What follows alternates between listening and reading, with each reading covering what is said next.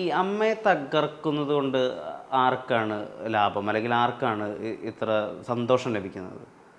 അങ്ങനത്തെ കുറേ ആൾക്കാരുള്ളതായിട്ട് എനിക്ക് തോന്നുന്നു. കാരണം അവരുടെ സംസാരത്തിൽ നിന്നും പ്രവൃത്തിയിൽ നിന്നും എനിക്ക് കുറേ കാലം മനസ്സിലായിട്ടുണ്ട്. കാരണം ബേസിക്കലി അസൂയാണ്. ബേസിക് വികാരം എന്ന് പറഞ്ഞാൽ അസൂയാണ്. ഇങ്ങനെ അമ്മ എന്തമ്മ എന്ന് പറയുന്നത് അവർക്ക്, കാരണം അമ്മ ചെയ്യുന്ന നന്മകളെ പറ്റിയിട്ട് അറിയാത്തവരായിരിക്കാം, അല്ലെങ്കിൽ ഈ അമ്മ ചെയ്യുന്ന ഇത് എന്തിനാണ് അവർ മാത്രം ചെയ്യുന്നത് അങ്ങനെയുള്ളവരായിരിക്കാം, അല്ലെങ്കിൽ എന്തെങ്കിലും പേഴ്സണൽ വൈരാഗ്യങ്ങൾ വെച്ചിട്ടായിരിക്കാം. അങ്ങനെ ഉണ്ടാവുമല്ലോ പേഴ്സണലായിട്ട്. അപ്പോൾ അവർ കാത്തിരിക്കുകയാണ്. അതായത് എന്തെങ്കിലും ഒരു ഇഷ്യൂ പണ്ടങ്ങനെ ഉണ്ടായിട്ടുണ്ടാവും. അപ്പോൾ അവർ കാത്ത് ഇപ്പോൾ വേണ്ട. അപ്പോൾ എപ്പോഴും ഈ ഒരു ഹൈലൈറ്റിലേക്ക് ഒരു ലൈം ലൈറ്റിലേക്ക് വരുന്ന സമയത്ത് ഒരു ഇവൻറ്റ് വരുമ്പോൾ അവിടെ അടിക്കാമനെ മനസ്സിലായി. ഇപ്പോൾ നമ്മളൊരു ഇലക്ഷൻ നിൽക്കുമ്പോൾ, കാര്യം നമ്മൾ മിണ്ടാണ്ട് നടക്കുന്ന സമയത്ത് ഒരു കുഴപ്പമില്ല. നമ്മളൊന്ന് ഇലക്ഷൻ നിന്ന് നോക്കി, നമ്മുടെ പേരിൽ ഇങ്ങനെ എലിഗേഷൻസ് വന്നുകൊണ്ടിരിക്കും. അതായാലും അങ്ങനെ ചെയ്തു ഇങ്ങനെ ചെയ്തു ഒരുപാട് വരും. അങ്ങനെ അതാ ഇവൻ്റ് വരുമ്പോഴാണ്. അപ്പോൾ ഇതിന് ഒരു പ്രത്യേകിച്ചുള്ള ഒരു ഇവൻ്റ് വന്നപ്പോൾ അമ്മയുടെ എലക്ഷൻ അത് വരുമ്പോൾ അതിനൊന്ന് ഡിസ്റ്റർബ് ചെയ്യാന്നുള്ള ഉദ്ദേശമാണ് അവർക്ക്. ഈ ശ്വേതാമേനോൻ്റെ സ്ഥാനാർത്ഥിത്വത്തെ തകർക്കാൻ വേണ്ടി ബാബുരാജിൻ്റെ ഒരു മാസ്റ്റർ പ്ലാനാണ് ഇത് എന്നുള്ള രീതിയിലൊരു തിയറിയും ബൂമപ്പ് ചെയ്ത് വരുന്നുണ്ടല്ലോ. അപ്പോൾ ശരിക്കും ഇപ്പോൾ സാർ നേരത്തെ പറഞ്ഞതുപോലെ അമ്മയുടെ ഉള്ളിലെ 2 അംഗങ്ങളെ വെച്ചുകൊണ്ട് തന്നെ ഒരു കയോട്ടിക് സിറ്റുവേഷൻ ഉണ്ടാക്കുക, അത് സാധ്യമാവുന്നത് പോലെയല്ലേ കാണുന്നത്? അല്ല, ഇതിനകത്ത് ബാബുരാജിൻ്റെ ഇൻവോൾവ്മെൻ്റ് ഉണ്ടോയെന്ന് എനിക്ക് വിശ്വസിക്കാൻ പറ്റുന്നില്ല. അത് എനിക്കറിയില്ല. അത് ഉണ്ടായെന്ന് എനിക്കറിയില്ല. പക്ഷെ അത് ബാബുരാജ് അങ്ങനെ ചെയ്യുമെന്ന് എനിക്ക് തോന്നുന്നില്ല. അതിൻ്റെ ആവശ്യമില്ല അയാൾക്ക്. അതൊക്കെ ഉണ്ടല്ലോ, എന്തിനു വേണ്ടിയിട്ടാണ് ഇത് ചെയ്യുന്നത്? എന്താണ് മോട്ടീവ്? ബാബുരാജിന് എന്താ മോട്ടീവ്? ഈ പിന്നെ ശ്വേതാമേനോൻ എങ്ങനെ ഒരു ഇതിലേക്ക് കൊണ്ടുവരാനുള്ള മോട്ടീവ് ആൾക്കില്ലല്ലോ. അതല്ല ഞാൻ എപ്പോഴും പറയുന്നു, അമ്മയ്ക്കകത്തുള്ള ഒരാൾ ഇത് ചെയ്യുമെന്ന് എനിക്ക് തോന്നുന്നില്ല. അമ്മയ്ക്കോ ഇൻഡസ്ട്രിക്കകത്തോ അവരും ചെയ്യില്ല. ചെറിയ അഭിപ്രായ വ്യത്യാസങ്ങളും ചില വഴക്കുകളൊക്കെ ഉണ്ടാവാം. അതല്ലാതെ മാരകമായ രീതിയിൽ ഉപദ്രവിക്കുന്ന ഒരാളും മലയാള സിനിമയിലില്ല. ഈ അമ്മ പലപ്പോഴും ഈ പുരുഷാധികാരത്തിൻ്റെ ഒരു കേന്ദ്രമാണ്, ഇവിടെ ഒരു ഫ്യൂഡൽ മാടമ്പിത്തരമാണ് നടക്കുന്നതെന്ന് 2018 നടി ആക്രമിക്കപ്പെട്ട കേസുമായി ബന്ധപ്പെട്ടുകൊണ്ട് തന്നെ ഇങ്ങനെ അലിഗേഷൻസ് വന്നുകൊണ്ടിരിക്കുകയാണ്. സ്ത്രീകൾക്ക് അവിടെ വേണ്ട വിധത്തിലുള്ള പ്രാതിനിധ്യം കൊടുക്കുന്നില്ല, അഭിപ്രായ സ്വാതന്ത്ര്യം ഇല്ല എന്നൊക്കെ ആരോപണങ്ങൾ പല ഘട്ടങ്ങളിലായി വരുന്നു. അമ്മയുമായി വിഘടിച്ച് തന്നെയാണ്, ഒരു വിരുദ്ധാഭിപ്രായത്തിലൂടെ തന്നെയാണ് WCC ഉൾപ്പെടെയുള്ള സംഘടനകളൊക്കെ ഉണ്ടാകുന്നത്. എന്താണ് ശരിക്കും അമ്മയുടെ ഉള്ളിലെ സ്ത്രീ അഭിപ്രായത്തിൻ്റെ അല്ലെങ്കിൽ സ്ത്രീ സ്വാതന്ത്ര്യത്തിൻ്റെ നിജസ്ഥിതി? ശരിക്കും പറയാൻ അമ്മയ്ക്കുള്ളിലത്തെ കാര്യം പറയാം, അമ്മയ്ക്ക് പുറത്തല്ല പറയണം. അമ്മയ്ക്കുള്ളിൽ ഇത് സ്ത്രീകൾക്ക് സ്വാതന്ത്ര്യമുണ്ട്, സംസാരിക്കാനുള്ള സ്വാതന്ത്ര്യമുണ്ട്, എല്ലാത്തിനും സ്വാതന്ത്ര്യമുണ്ട്. അവരുടെ റെസ്പെക്റ്റോട് കൂടി തന്നെയാണ് ഞങ്ങൾ ഈ AGM-ലൊക്കെ വന്നാലും അവർക്ക് എന്തെങ്കിലും പ്രോബ്ലംസ് വന്നാലും നമ്മൾ അതിനപ്പോൾ ഇടപെട്ടിട്ട് ഞാൻ ഒരു ടേമിൽ 2 or 3 ടേമിൽ ഞാൻ ഇതിൻ്റെ എക്സിക്യൂട്ടീവ് അംഗമായിരുന്നു. ആ സമയത്തൊക്കെ ഇങ്ങനത്തെ ചെറിയ പ്രശ്നം ഉണ്ടാകുമ്പോൾ നമ്മളത് തീർക്കാറുണ്ട്. അതല്ലാതെ ഒരു ഇഷ്യൂ ആയിട്ട് മാറ്റാറില്ല. പിന്നെ എൻ്റെ ഒരു അഭിപ്രായത്തിലെന്ന് വെച്ചാൽ അങ്ങനെ ഈ അമ്മയിലേക്ക് അമ്മ ശ്രദ്ധിക്കുന്നില്ല, അമ്മ ഞങ്ങൾ പോയി കഴിഞ്ഞാൽ പറയുന്നില്ല, ഒന്നും ഞങ്ങൾക്ക് വേണ്ടി വാദിക്കുന്നില്ല എന്ന് പറയുന്നത് ശരിയാണോ ഇല്ലെന്ന് എനിക്കറിയില്ല അതിനെപ്പറ്റി. കാരണം അങ്ങനെ ഒരു സംഭവം ഉണ്ടാവാൻ സാധ്യത കുറവാണ്.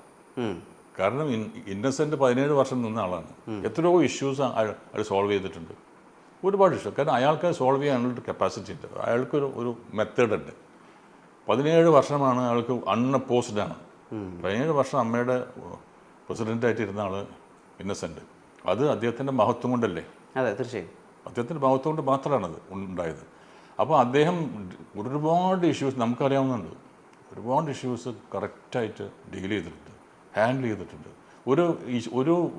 ഒരു ഇഷ്യൂ പോലും പുറത്തു പോകാത്ത വിധത്തിൽ അകത്ത് തന്നെ വെച്ചിട്ട് സോൾവ് ചെയ്തിട്ടുള്ള ഒരു മനുഷ്യനാണ്, ഒരു മഹാനാണ് ഇന്നസെൻ്റ്. അപ്പോൾ ആ ഇന്നസെൻ്റ് പോയി പിന്നെ മോഹൻലാൽ വന്നിട്ട് മോഹൻലാൽ ഇത് തന്നെ ഒരുപാട് കാര്യങ്ങൾ ചെയ്തു കൊടുത്തിട്ടുണ്ട്. ഇപ്പോൾ ഞാൻ കേട്ടിടത്തോളം ഇപ്പോൾ അവരോടൊക്കെ അലിഗേഷൻസ് എന്ന് പറയുന്നത് ഈ അമ്മ ചെയ്യുന്നതല്ലത്. അമ്മ ഒരിക്കലും ചെയ്യില്ല, അമ്മ എന്ന സംഘടന ചെയ്യില്ല. ഇതൊക്കെ പേഴ്സണൽ വൈരാഗ്യങ്ങളാണ്, പേഴ്സണാലിറ്റി ടു പേഴ്സണാലിറ്റി. അല്ലാതെ ഒരു അമ്മ ഇങ്ങനെ ചെയ്തു, അമ്മ ഒന്നും ചെയ്തില്ല. അമ്മയ്ക്കകത്ത് പീഡനങ്ങളില്ല, അഭിപ്രായ വ്യത്യാസങ്ങളില്ല, അതുപോലെയുള്ള ഒന്നിനും ഈ വലിപ്പച്ചെറുപ്പങ്ങളില്ല, എല്ലാം ഒന്നുപോലെയാണ്. ഞാനിത് നേരിട്ടിട്ട് കാണുന്ന ആളല്ലേ, നമുക്ക് മനസ്സിലാക്കാൻ പറ്റുന്നതല്ലേ. പല ഇഷ്യൂസിലും എൻ്റെ അടുത്ത് വരുമ്പോൾ ഞാൻ നേരെ അമ്മയോട് വിളിച്ച് പറയും, അത് എല്ലാത്തിനും സൊല്യൂഷൻ കണ്ടിട്ടുണ്ട് ഞാൻ പേജിലൊക്കെ കണ്ടിട്ടുണ്ട്. പിന്നെ ഇതിന് ഈ സൊല്യൂഷൻ കാണാത്തത് കാരണം ചില റിജിഡായിട്ടുള്ള ആൾക്കാരുണ്ട്, ഒരു തരത്തിൽ കോംപ്രമൈസ് തയ്യാറാവില്ല. അതൊരു വാശി എന്ന് പറയാനുള്ളൂ. അതിന് പറയുന്നത് നമ്മൾ വാശിയാണ്. വാശി കൊണ്ട് നമുക്ക് ഒരിക്കലും ജയം ഉണ്ടാവില്ല. കുറച്ച് അങ്ങോട്ടും ഇങ്ങോട്ടൊക്കെ വിട്ടുകൊടുക്കണ്ടല്ലേ. ഇല്ല, ഞാനത് വിട്ടുകൊടുക്കില്ല എന്ന്. അത് പല സില്ലി കാര്യങ്ങൾക്ക് വേണ്ടിയിട്ടാണ് ഈ വാശി. അപ്പോൾ എൻ്റെ ഒരു ഇതിൽ അങ്ങനെ ഉണ്ടായാൽ തന്നെ ഞാനത് സോൾവ് ചെയ്യാനായിട്ട് ഞാൻ എൻ്റെ എല്ലാ പ്രയത്നങ്ങളും ഉണ്ടാവും. സർ, ഇപ്പോൾ നേരത്തെ പറഞ്ഞ 2 പേരുകളുണ്ടല്ലോ, ശ്രീ മോഹൻലാൽ, നമ്മളെ വിട്ടുപോയ മഹാനായ ഇന്നസെൻ്റ്. ഇവർക്ക് 2 പേർക്കും ഉള്ളൊരു പ്രത്യേകത, നല്ല രീതിയിൽ നയതന്ത്രം ഹാൻഡിൽ ചെയ്യാനുള്ളൊരു കപ്പാസിറ്റി ഉണ്ട് അവർക്ക്. സാർ അതിനെ സ്വയം വിശകലനം ചെയ്ത് നോക്കുമ്പോൾ സാറിൻ്റെ ആ ഒരു കപ്പാസിറ്റി പറ്റി എന്താ തോന്നിയിട്ടുള്ളത്? അല്ല, അതേപോലെ ഞാൻ ചെറുപ്പം മുതലേ ഈ രാഷ്ട്രീയത്തിലുള്ള മനുഷ്യൻ, സ്കൂൾ ലൈഫിൽ ഞാൻ സ്റ്റുഡൻറ്റ് പോളിറ്റിക്സിലുള്ള ആളാണ്. അപ്പോൾ എനിക്ക് മറ്റുള്ള ആൾക്കാരുടെ വേദന കണ്ടിട്ടാണ് ഞാൻ ഇതിനകത്ത് വന്നത് തന്നെ. ഒരുപാട് പ്രശ്നങ്ങളുണ്ട് അന്ന് മുതൽ. എനിക്ക് എന്തുകൊണ്ടാണെന്നറിയില്ല, അങ്ങനെ ഒരു ജീവിതമാണ് എൻ്റേത്. എന്തെങ്കിലുമൊക്കെ നമ്മുടെ അയൽവക്കത്ത് എന്തെങ്കിലും പ്രശ്നം ഉണ്ടെങ്കിൽ നമ്മൾ ഇടപെടും, പ്രശ്നം ഉണ്ടാക്കും. അങ്ങനെ പല ആൾക്കാർക്കും പല എല്ലാ കാര്യങ്ങളും ചെയ്തു കൊടുക്കും. എന്തെങ്കിലും ഈ താലൂക്ക് ഓഫീസിൽ അല്ലെങ്കിൽ രജിസ്റ്റർ ഓഫീസിൽ ഈ ആശുപത്രികളിൽ പ്രശ്നം ഉണ്ടെങ്കിൽ ഞങ്ങളൊരു ടീമുണ്ടായിരുന്നു, എല്ലാം കൂടി ആ കാര്യങ്ങൾ നടത്തി കൊടുക്കും. അങ്ങനെ വന്ന ആൾക്കാരാണ്. അങ്ങനെ ഇഷ്യൂസൊക്കെ നമ്മൾ സോൾവ് ചെയ്യാനായിട്ടുള്ള ഒരു പ്രാക്ടീസ് അന്ന് മുതലേ ഉണ്ട്, ഞങ്ങളറിയാതെ. പൗരപ്രവർത്തനം അന്നേ ഉണ്ട്. യെസ്, ആ പ്രവർത്തനം അന്നേ ഉണ്ട്. അപ്പോൾ ഒരുപാട് കാര്യങ്ങൾ നമ്മൾ ചെയ്തിട്ടുണ്ട്. ദേവേന്ദ്ര പ്രസിഡന്റിനോടൊപ്പം സ്ത്രീകൾ കൂടി അമ്മ സംഘടനയുടെ പ്രധാനപ്പെട്ട കീ റോളുകളിലേക്ക് വരുന്ന അങ്ങനെ ഒരു സ്വപ്നം ഇപ്പോൾ ഉണ്ടോ? തീർച്ചയായിട്ടും. എനിക്ക് അങ്ങനെ ഞാനിത് പ്രതീക്ഷിക്കുന്നുണ്ട്. അങ്ങനെ കുറച്ച് നല്ല കാൻഡിഡേറ്റ്സ് നമുക്കുണ്ട്.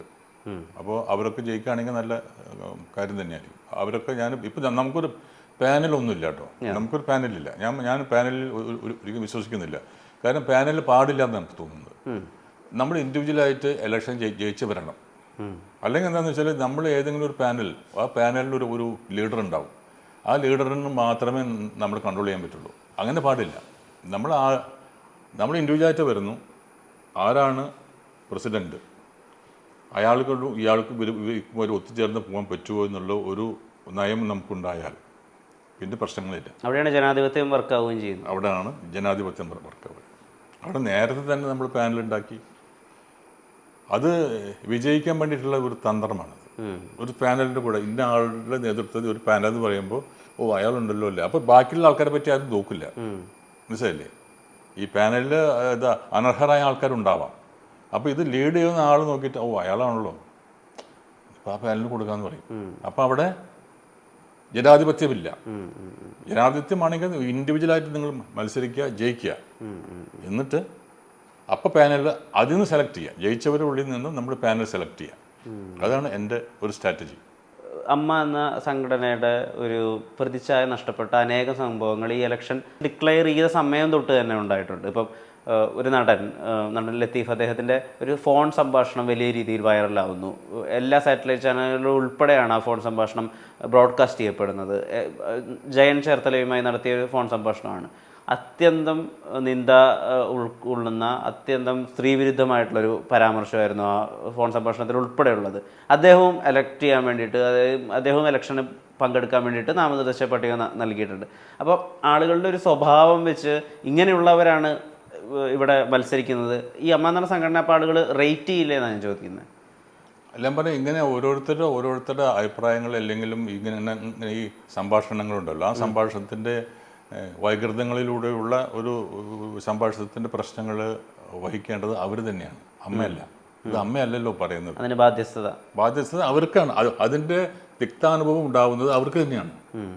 ഇപ്പോൾ നിയമത്തെ പറ്റിയൊക്കെ കൃത്യമായി ധാരണയുള്ള അറിവുള്ള ഒരാളാണ് ശ്രീദേവൻ. അതിൻ്റെ അടിസ്ഥാനത്തിൽ ഞാൻ ചോദിച്ചോട്ടെ, ഈ അമ്മ എന്നുള്ള സംഘടന പ്രവർത്തിക്കുന്നത് മര്യാദകളുടെ പുറത്തായിരിക്കുമോ അതോ ബൈലോൻ്റെ പുറത്തായിരിക്കുമോ? ബൈലോ പ്രകാരമാണെങ്കിൽ അമ്മയിൽ 1-2 കാര്യങ്ങൾ ഒരിക്കലും സംഭവിക്കാൻ പാടില്ല. ഉദാഹരണത്തിന് നടൻ ദിലീപിനെ പുറത്താക്കുന്ന സംഭവം, അല്ലെങ്കിൽ ഇപ്പോൾ ബാബുരാജിനോട് മത്സരിക്കാൻ പാടില്ല, ഒരു മര്യാദയുടെ പുറത്ത് ബാബുരാജ് മാറി നിൽക്കണമെന്ന് പറയുന്ന കാര്യം, അത് ബൈലോ പ്രകാരം അങ്ങനെ നമുക്ക് ആവശ്യപ്പെടാനും പറ്റില്ല.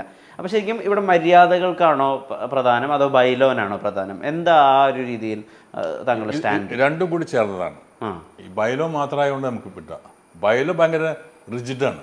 ഈ മര്യാദയാണ് ഈ റിജിഡിറ്റീനെ നമ്മളൊന്ന് Dilute ഡൈല്യൂട്ട് ചെയ്യുന്നത്. അപ്പോൾ രണ്ടും കൂടി ചേർന്നാലാണ് ഒരു നല്ലൊരു ഭരണകർത്താവ് ഉണ്ടാവുള്ളൂ. ഇത് രണ്ടും വേണം നമുക്ക്. മര്യാദ വേണം.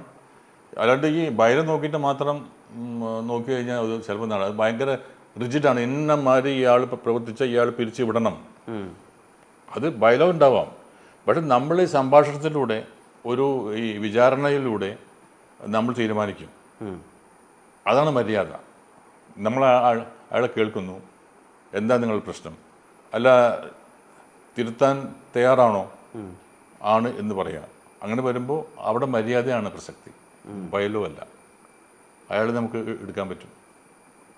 അപ്പോൾ ബയലോ അറിഞ്ഞിരിക്കണം. അപ്പം ഞാൻ പറയുന്നത് വെച്ചാൽ എൻ്റെ ഒരു ഒറ്റ വെച്ചാൽ എല്ലാ അംഗങ്ങളും 506 അംഗങ്ങളും എൻ്റെ ഒരു ആവശ്യം എന്ന് വെച്ചാൽ ഈ ബയലോ പഠിച്ചിരിക്കണം.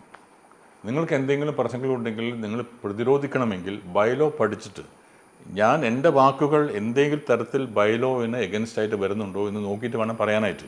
അത് പറഞ്ഞു കഴിഞ്ഞാൽ ക്രൈം അവിടെ നടന്നു കഴിഞ്ഞു. അപ്പോൾ ഇറ്റ് ഇസ് എഗൻസ്റ്റ് ബയലോ, നമ്മളെ എഫക്റ്റീവ് അത്. ഇപ്പം നമ്മൾ കാണുന്നത് ഇപ്പോൾ കഴിഞ്ഞ 2 ആഴ്ചയായിട്ട് നമ്മൾ കാണുന്ന, അല്ലെങ്കിൽ ഒരാഴ്ചയായിട്ട് നമ്മൾ കാണുന്നത് ഈ ബയലോവിനെ പറ്റിയ ഒന്നും അറിയാത്ത കുറേ അംഗങ്ങളാണ് അങ്ങോട്ടും ഇങ്ങോട്ടും തല്ലുകൂടുന്നത്. There is a specific bylaw നമ്മുടെ കയ്യിലുണ്ട്. അതിൽ ഇതൊക്കെ ഉണ്ട്. ഇതിങ്ങനെ ചെയ്യാൻ പാടില്ല, അതായത് അമ്മയെ പറ്റി പുറത്തു പോയി ആക്ഷേപിക്കാൻ പാടില്ല എന്ന് കൃത്യമായി എഴുതി വെച്ചിട്ടുണ്ട്. അങ്ങനെ പ്രവർത്തിക്കുന്നവരെ കമ്മിറ്റി പുറത്താക്കാനുള്ള അവകാശം കമ്മിറ്റിക്കുണ്ട്. എക്സ്പെൽ ചെയ്യാനുള്ള അവകാശമുണ്ട്. എക്സ്പെൽ ചെയ്യാനുള്ള അവകാശം കൂടെ ഉണ്ട്. കമ്മിറ്റി ഭയങ്കര പവർഫുള്ളാണ്, മനസ്സിലായില്ലേ? അവിടെയാണ് മര്യാദ എന്ന് പറയുന്നത്. അവർക്ക് അങ്ങനെ ഞങ്ങൾ പോയി ഇങ്ങനെയൊക്കെ പറഞ്ഞു, അത് ശരിയായില്ല എന്ന് നമ്മൾ ബോധ്യപ്പെടുത്തുക. അവർ പറയാണ് ശരിയാണ് അത് ചെയ്ത് ശരിയായില്ല എന്ന് പറയുകയാണെങ്കിൽ നമ്മൾ അവരെ എടുക്കും. നടൻ ദിലീപിനെ അമ്മ സംഘടന ആദ്യം പുറത്താക്കിയിരുന്നു. അതിനുശേഷം അദ്ദേഹത്തെ തിരിച്ചെടുക്കാനുള്ള ശ്രമങ്ങൾ നടത്തിയപ്പോൾ നടൻ ദിലീപ് തന്നെ ഇപ്പോൾ അമ്മ സംഘടനയ്ക്കില്ല എന്ന നിലപാടുമായിട്ടാണ് വന്നിട്ടുണ്ടായിരുന്നത്. ഇപ്പോൾ ബാബുരാജ് ഇലക്ഷന് വേണ്ടി നിൽക്കാൻ വേണ്ടി ശ്രമിക്കുന്ന സമയത്ത് ബാബുരാജിനോട് മര്യാദ കാണിക്കണമെന്നാണ് മാലാപ്രവതി ഉൾപ്പെടെയുള്ള ആളുകൾ പറയുന്നത്. അപ്പോൾ ദിലീപ് കാണിച്ചൊരു മര്യാദയുണ്ടല്ലോ, ബൈലോയ്ക്ക് അപ്പുറമുള്ള മര്യാദ, അത് ബാബുരാജ് കാണിക്കണമെന്നാണോ സാറിൻ്റെ ഒരു സ്റ്റാൻഡ്? തീർച്ചയായിട്ടും കാണിക്കേണ്ടതായിരുന്നു. എലിഗേഷൻസ് വന്നു, അത് വളരെ സീരിയസ് ആയിട്ടുള്ള എലിഗേഷൻസാണ്, പോലീസ് കേസാണ്. അപ്പോൾ ഞാൻ പറഞ്ഞല്ലേ, ഇപ്പോൾ സിദ്ദിഖിൻ്റെ മേലുള്ളത് വളരെ സീരിയസ് ആയിട്ടുള്ള ഒരു എലിഗേഷനാണ്. ഇത് ആരോപണം വന്ന ഉടനെ വേറെ ആളും ചോദിക്കാനായിട്ട് അവസരം കൊടുക്കാതെ സിദ്ദിഖ് രാജിവെച്ചില്ലേ? അതാണ് മര്യാദ എന്ന് പറയുന്നത്. അതാണ് പറയുന്നത് നമ്മുടെ മര്യാദ എന്ന് പറയുന്ന സാധനം. അത് വേണം നമുക്ക്. അല്ലാതെ നീ രാജിവെക്കുക അല്ലെങ്കിൽ ഞാൻ നിങ്ങളെ പുറത്താക്കുമെന്ന് പറഞ്ഞിട്ട് പിന്നാലെ നടക്കുന്നതല്ല. അവർ സ്വയം നിശ്ചയിക്കണം. ഇത് എൻ്റെ പേരിൽ എന്തോ വന്നിട്ടുണ്ട്, സത്യമാണോ അല്ലെങ്കിൽ നുണയാണോ എന്നുള്ളതല്ല, എൻ്റെ മേലൊരു ആരോപണം വന്നിരിക്കുന്നു, അത് തെളിയിക്കേണ്ട ഒരു കടമ എനിക്കാണ്. അപ്പോൾ ഹാവ് ടു റിസൈൻ. അത് ആദ്യം ഒരു മോഡൽ ഒരു മാതൃക കാണിച്ചത് സിദ്ദിഖല്ലേ? On the spot. ഈ അലിഗേഷൻ ന്യൂസ് വന്ന ഉടനെ അദ്ദേഹം നേരെ പോയിട്ട് ലാലിൻ്റെ റെസിഗ്നേഷൻ ലെറ്റർ കൊടുത്തു. ആലോചിച്ചില്ലല്ലോ അയാൾ. അപ്പോൾ അതാണ് മര്യാദ എന്ന് പറയുന്നത്. അവിടെ ബയലോ നോക്കിയിട്ട് അയാൾ ഫൈറ്റ് ചെയ്യാൻ നിന്നില്ല. അതേപോലെ തന്നെ ദിലീപിൻ്റെ കാര്യത്തിൽ നമ്മൾ ബയലോ നോക്കിയില്ല, കമ്മിറ്റി ബയലോ നോക്കിയില്ല. അനീതിയല്ല അത്. ഒരു അംഗത്തിന് പുറത്താക്കണമെങ്കിൽ ചില പ്രൊസീജിയേഴ്സ് ഉണ്ടല്ലോ. അയാൾക്ക് നോട്ടീസ് കൊടുക്കണം, സമയം കൊടുക്കണം, എന്താണ് നിങ്ങളുടെ ഒരു ക്ലാരിഫിക്കേഷൻ, ഞാൻ അങ്ങനെയല്ല ചെയ്തത്, ഇങ്ങനെയാണ് ചെയ്തതെന്നുള്ള അത് കമ്മിറ്റി രൂപീകരിച്ചിട്ട് അത് അംഗീകരിക്കണം. അതിനൊക്കെ സമയമെടുക്കണം. ഇത് ഓൺ ദി സ്പോട്ടല്ലേ? ഓൺ ദി സ്പോട്ട് കമ്മിറ്റി, അതും ഇല്ലീഗലല്ലേ? അത് നിയമപരമായിട്ടോ ബയലോ പ്രകാരം ചെയ്തതല്ല. ബയലോ പ്രകാരം അങ്ങനെ ചെയ്യാൻ പാടില്ല. മമ്മൂട്ടി മോഹൻലാലും പറഞ്ഞത് ബയലോ പ്രകാരം നമ്മളത് ചെയ്യാൻ പാടില്ല എന്ന് പറഞ്ഞവരാണ് മമ്മൂട്ടി മോഹൻലാലും. പക്ഷെ അവർക്ക് സമ്മർദ്ദങ്ങൾ വന്നു, എക്സ്റ്റേണൽ ഭയങ്കര പ്രഷർ വന്നു, അവർ പേടിച്ചുപോയി. മമ്മൂട്ടി മോഹൻലാലും വളരെ സ്ട്രോങ് ആയിട്ട് പറഞ്ഞു, നമുക്ക് പുറത്താക്കാനുള്ള അവകാശം കമ്മിറ്റിക്കില്ല, ഉണ്ട്, പക്ഷെ അതിന് സമയമുണ്ട്. ഇപ്പം നമുക്ക് സസ്പെൻഡ് ചെയ്യാം, സസ്പെൻഷൻ പാടില്ല, ഇപ്പം തന്നെ ഡിസ്മിസ് ചെയ്യണം, പ്രാഥമിക അംഗത്വത്തിൽ നിന്നും ഡിസ്മിസ് ചെയ്യണമെന്ന് പറയുന്ന ഒരു പ്രഷർ വന്നു. ഞാനവിടെ ദൃക്സാക്ഷിയാണ്.